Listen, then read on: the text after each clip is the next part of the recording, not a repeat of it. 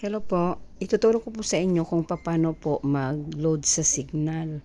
So, ngayon, pupunta po kayo sa inyong GCash at maglo-load po kayo doon sa subscription ng yan.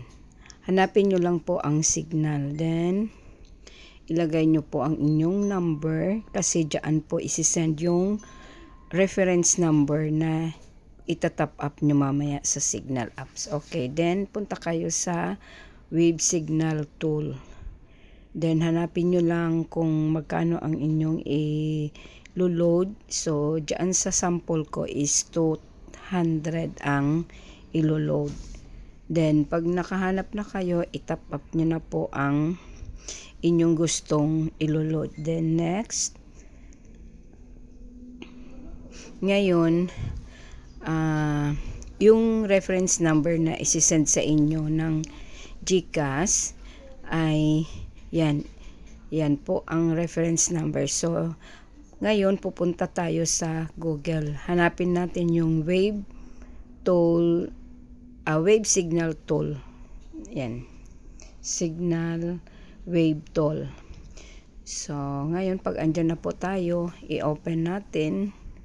Then, yung reference, ilagay mo po muna natin yung pin ng ating box sa Signal. Then, ilagay na din natin yung reference number na pinadala ng GCash sa atin na reference number. Then, ilalagay nyo po yun.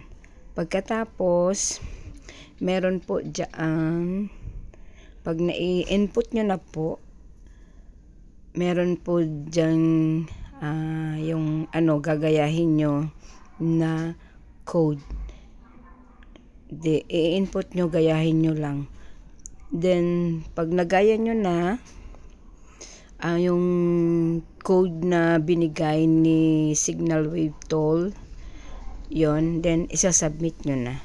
So, ayan, successfully enter na po sa inyong Signal ng inyong box. So, ganun lang po.